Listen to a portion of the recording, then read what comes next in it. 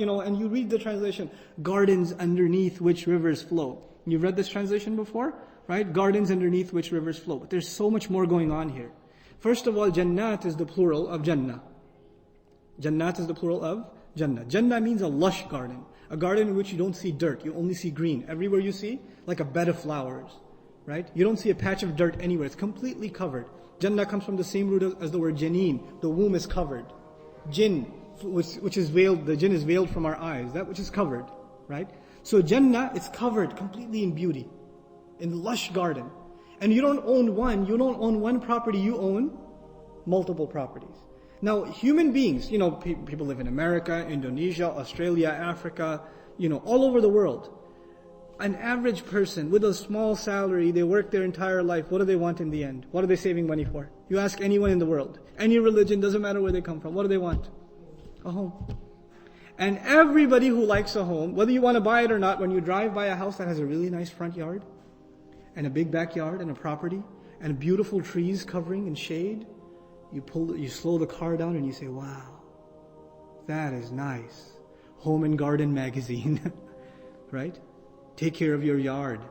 That's it's not just the American dream, it's the human dream. Allah gives us what we really, really, really want. And the young people, they say, I don't want a yard, man, I want to get an apartment. Right? When they turn 40, 50, guess what they want? They want a yard too. Even people living in Midtown Manhattan hang little orchards and flowers from their windows from the 40th floor. Because there's this desire to see garden. There's this desire to see green. Allah is giving us what we want. Then on top of that, what you want is a waterside view. You look out your window, you should see waterfront property. Those are the most expensive properties, when you have water view. And the ultimately most expensive property, imagine you look outside your window and there's a waterfall. Wouldn't that be the most amazing? Okay, we're buying this place, right? Because that's what we see outside. Rich people, what they do is they simulate it, right? So what they do is they get a pool and they get the sprinkler thing so it looks like a waterfall. Because there's this human desire to see water flowing. Allah didn't just say anhar, tahtiha al-anhar, not just rivers. Tajri min tahtiha. Rivers are flowing. They're flowing. And the min here, min illustrates origin. So you imagine this house on a hill. And all around it are gardens, right? Every side, all of it is backyard. There's no front yard. All of it is your garden. And at the bottom of this hill is what? A river flowing. But the river's not just flowing, it's starting from there. Min tahtiha. From the bottom of these gardens is the beginning of the waterfall in the garden. Can you even imagine this scene? You see something like that in like a resort or like some exotic place people go for vacation, like some places in Colorado or things like that. They say, wow, that is gorgeous. That's beautiful. Min tahtiha al-anhar. And Allah here did not mention the nature of the water. This is part of the subtlety of the Quran. In Surah At-Tawbah, Allah says, Jannatun tajri tahtaha al-anhar. Tahtaha? No min. There's no min. And then you find in Surah Muhammad, وَأَنْهَارٌ مِّن مَّاءٍ وَلَمْ يَقُلْ تَجْرِي. Right? And there are rivers full of water. But there he said, غَيْرِ آسٍ, that don't go stale. Water that doesn't go stale. So how come Allah did not mention going stale here?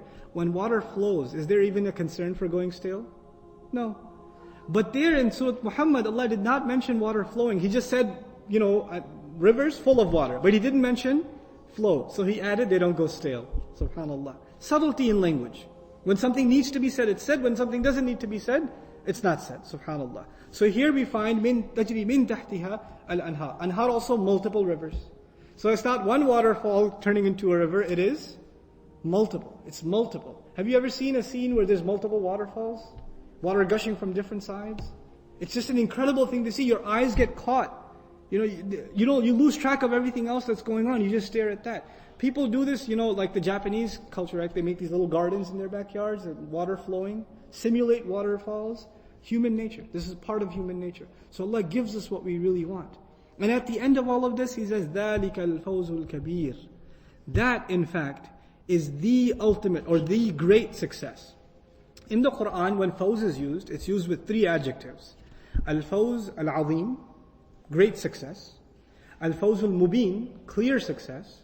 Al-fawz al-kabir, huge success. This is huge success over here. Of the three, the greatest one is al-fawz al-azim. Great success, wherever that's mentioned, more about Jannah is told. خَالِدِينَ فِيهَا أَبَدًا رَضِيَ اللَّهُ عَنْهُمْ وَرَضُوا عَنْهُ. Right? They will live in it forever. Is that mentioned here? No. Then Allah will be pleased with them and they are pleased with Allah. That's not mentioned here. When the additional things besides the gardens are mentioned, al-fawz al-azim, a great success. When a little bit less is mentioned, like here, al-fawz al-kabir, still huge success. But then when the least is mentioned, man yusraf anhu yawma idin, the guy who got turned away from hellfire, the guy who earned Allah's mercy. Allah didn't even say what mercy, no Jannah, no house, no nothing. He just said he got mercy from Allah. There he says al-fawz al-mubin. At least even that's clearly success. Even that's clear success. So there are degrees of success. This is the second degree. The degree above this is when Allah mentions they will dwell in it forever. Allah will be pleased with them. He adds more, or He gives us more graphic detail, depicting detail of His benefit, favors to the believers. This, by the way, complements what we saw at the end.